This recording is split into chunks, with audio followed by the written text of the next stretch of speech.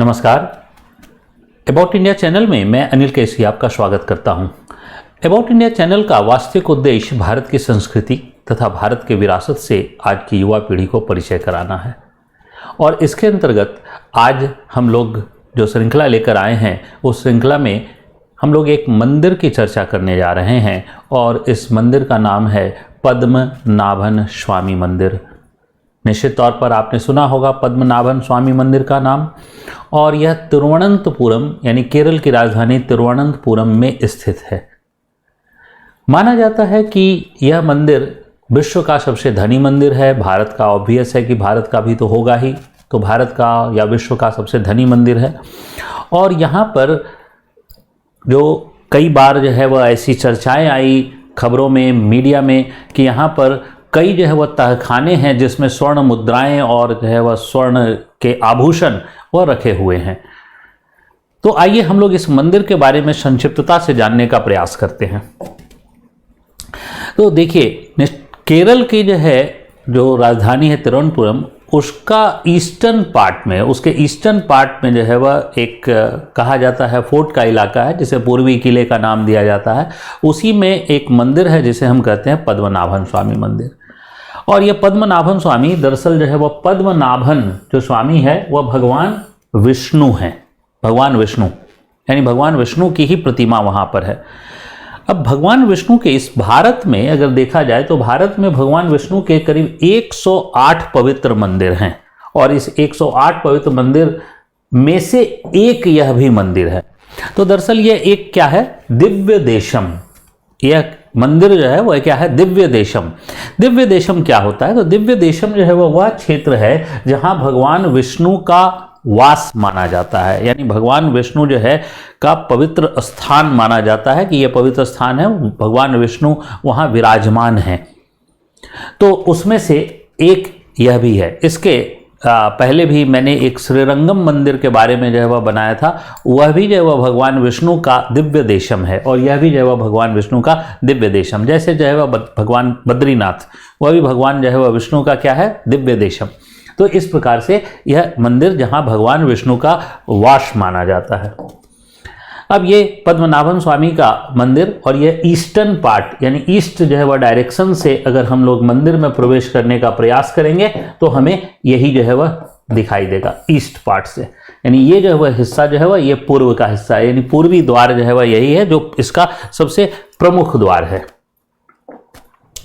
अब यहाँ पर जो है वह देखिए क्या है कि इस पूरे जो है वह मंदिर परिसर की जो है वह संरचना है और इस मंदिर परिसर की संरचना में ये पार्ट जो है वह वेस्टर्न पार्ट है और ये पार्ट ईस्टर्न है और ये जो है वह इंट्रेंस इधर से भी है, नॉर्दर्न है, और ये जो है वह सदर्न। तो ये पूरा जो मंदिर है, इस मंदिर में जो है वह देखा जाए तो इस मंदिर में जो है वह का जो परिसर है इसमें 4 प्रवेश द्वार जो 4 दिशाओं से हैं और जो ये प्रवेश द्वार जो है वह दिखाया ये ईस्टर्न का प्रवेश द्वार। तो ईस्टर्न पर ही जो गोपुरम बना हुआ है वह भव्य गोपुरम बना हुआ है। हालांकि गोपुरम की संरचना 4 द्वारों पर है, लेकिन जो सबसे प्रमुख द्वार है वह ईस्टर्न जो है वह माना जाता है, पूर्वी।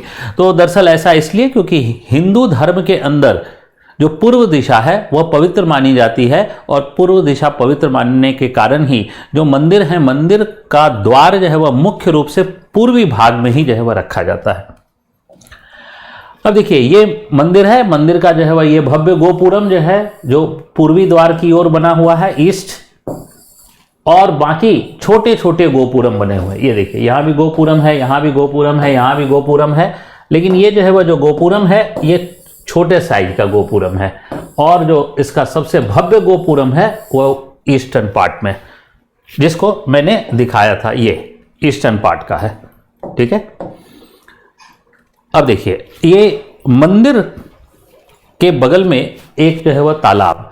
तो दरअसल मैंने जो है वह इस बात की चर्चा द्रविड़ मंदिर शैली के निर्माण की जब मैं व्याख्या कर रहा था तो उसमें मैंने इस बात की चर्चा की थी कि द्रविड़ शैली के मंदिर में तालाब का होना अति आवश्यक है, यानी तालाब जो है वह होना ही है। और वास्तव में वहाँ की जो है जो भौगोलिक स्थिति है उसके कारण ऐसा है कि जल का स्रोत जो है वह एक पास में होना चाहिए, क्योंकि उत्तर भारत में नदियों के किनारे मंदिर बनाए जाते थे और यहाँ पर जो है वह जहाँ मंदिर बनाया जाता था उसके पास जो है वह एक तालाब जो है वह की खुदाई कर दी जाती थी। तो ये तालाब जो है वह, ये ईस्टर्न पार्ट जो है वह का ही जो है वह जो गोपुरम है, और गोपुरम की संरचना में जो है वह काफ़ी जो है वह अलंकरण किया गया है, यानी बाहरी भाग में जो है वह बारीकियों से जो है कलाकृतियों का अलंकरण हमें मिलता है।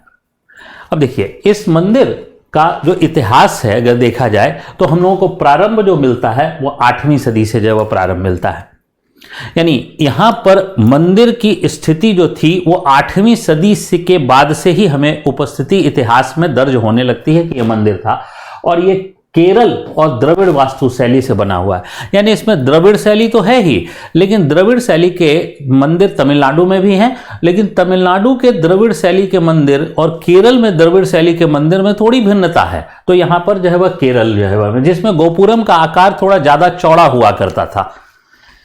और ये जो मंदिर वर्तमान का मंदिर है, ये वर्तमान का मंदिर 18वीं सदी में जो है वह हमें भव्य रूप में जो है वह दिखाई देता है, जब जो है वह 1750 ईस्वी में त्रावणकोर के राजा मार्तंड वर्मा ने इस मंदिर का पुनर्निर्माण कराया था। और उसके बाद से यह जो है वह आज तक कंटिन्यूड, यानी आज जिस मंदिर का हम दर्शन करते हैं वह वास्तव में 1750 ईस्वी में जो है वह बना हुआ है, जो मार्तंड वर्मा के द्वारा पुनर्निर्माण कराया गया था। और उन्होंने इस मंदिर में मुरजपम और भद्र दीपम त्योहार, जो वहां का केरल का लोकल त्योहार है, उसकी शुरुआत भी जो है वह की थी। अब देखिए भगवान विष्णु की जो प्रतिमा है यहां पर, वह भगवान विष्णु की लेटे हुए मुद्रा में प्रतिमा है, यानी आप लोग जो है वह भगवान विष्णु की कई प्रतिमाओं को देखा होगा और एक प्रतिमा क्षीर सागर में लेटे हुए मुद्रा में है। तो यहाँ जो क्षीर सागर में लेटे हुए वो सर्प के सैया पर जो है वह विराजमान जो है वह दिखाई देते हैं। तो यहाँ पर भी वही मुद्रा जो है वह में है, जो 18 फीट जो है वह क्या है, 18 फीट लंबी है। और ये बना हुआ किस चीज से है, तो शालिग्राम पत्थर से। जो शालिग्राम पत्थर का मतलब है कि यह नेपाल के जो गंडक नदी में शालिग्राम पत्थर मिलता है उससे बना हुआ है। इसका मतलब है यहाँ केरल में नेपाल के क्षेत्र से पत्थर ले जाया गया उस काल में 8वीं सदी में, अगर यहाँ मंदिर था तो 8वीं सदी में ले जाया गया।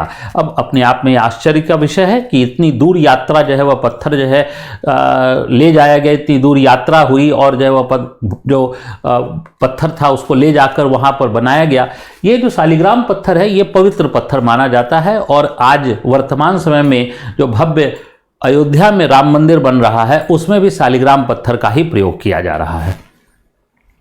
तो यहाँ भगवान जो है वह क्या है, सर्प के ऊपर जो है वह लेटे हुए मुद्रा में जो है वह हैं। अब इस जो मंदिर है, इस मंदिर के अंदर जो गर्भगृह है, उस गर्भगृह में मुख्य रूप से 3 दरवाजे हैं। यानी अगर हम गर्भगृह की संरचना को देखें कि यह गर्भगृह का भाग है, तो गर्भगृह में ये 3 दरवाजे हैं, जिसको हम कहें पहला, दूसरा और तीसरा। गर्भगृह के अंदर ये 3 दरवाजे हैं, जिसमें पहला जो दरवाजा है, इस पहले दरवाजे से अगर हम देखेंगे तो भगवान का सिर व भगवान का सीना नजर आएगा। दूसरे दरवाजे से देखेंगे तो भगवान का हाथ और मध्यवर्ती शरीर का भाग नजर आता है, और तीसरे दरवाजे से देखेंगे तो भगवान का पैर नजर आता है।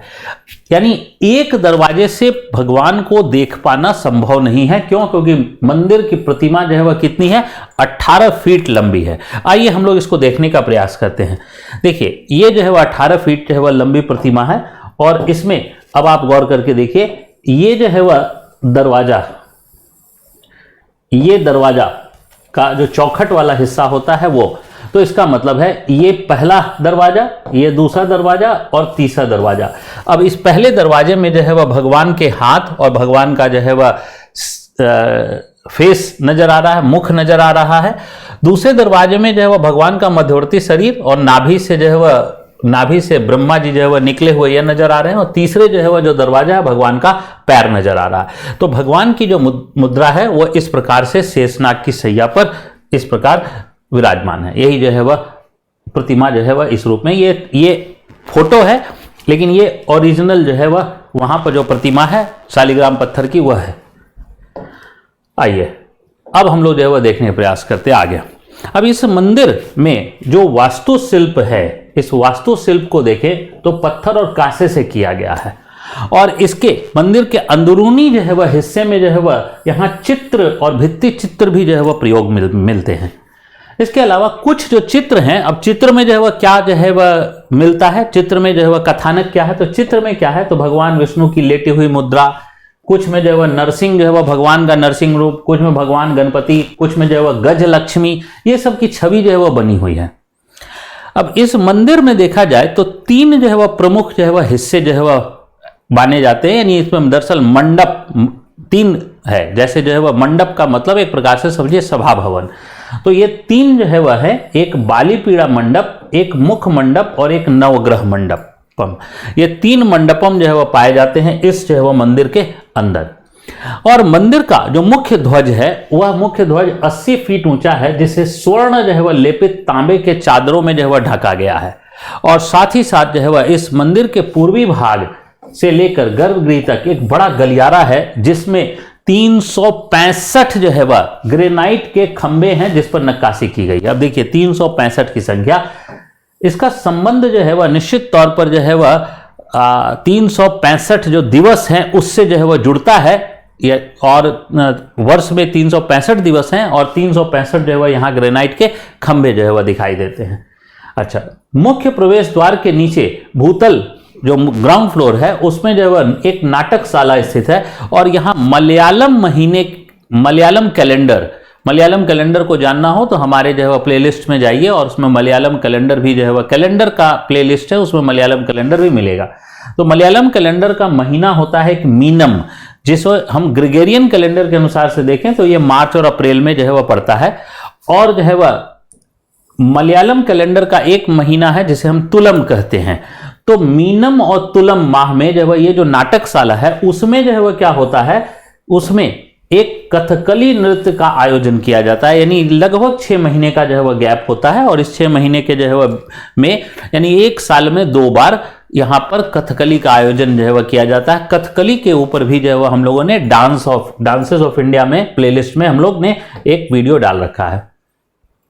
अब ये मैंने बताया था कि यह विश्व का सबसे धनी मंदिर है, और इस धनी मंदिर का मतलब जो है वह समझिए कि अनुमान है कि यहाँ पर लगभग 1,32,000 करोड़ रुपए की संपत्ति जो है वह वहां पर विराजमान है। 1,32,000 करोड़ रुपए की संपत्ति, और यह जो है वह ट्रस्ट के द्वारा संचालित होती है।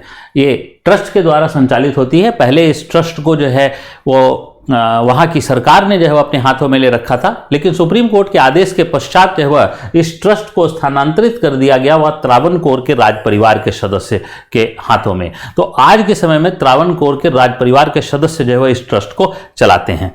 तो ये हम लोग संक्षिप्तता से जो है वह जाना इन्फॉर्मेशन। और अब जो है वो हम लोग देखें, जिसमें हमने बताया था कि जो गलियारा है पूर्वी हिस्से में जिसमें 365 स्तंभ है, वो यही गलियारा है, और इसमें ऊपर के भागों में भी चित्र जो है वो बने हुए हैं।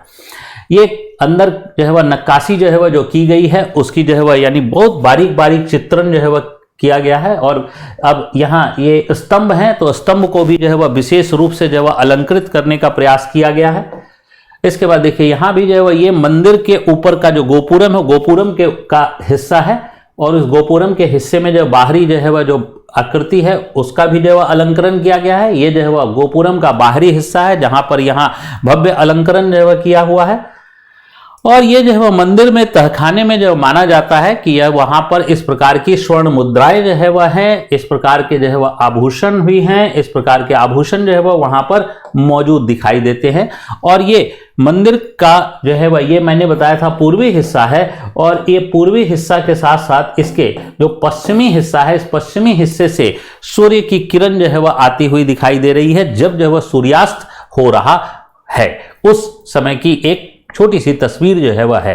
तो पद्मनाभन स्वामी मंदिर के बारे में संक्षिप्तता से जानकारी यहीं तक। फिर मिलेंगे हम लोग किसी नवीन श्रृंखला में। तब तक के लिए मैं अनिल केसरी आप सबका धन्यवाद करता हूं। जय हिंद।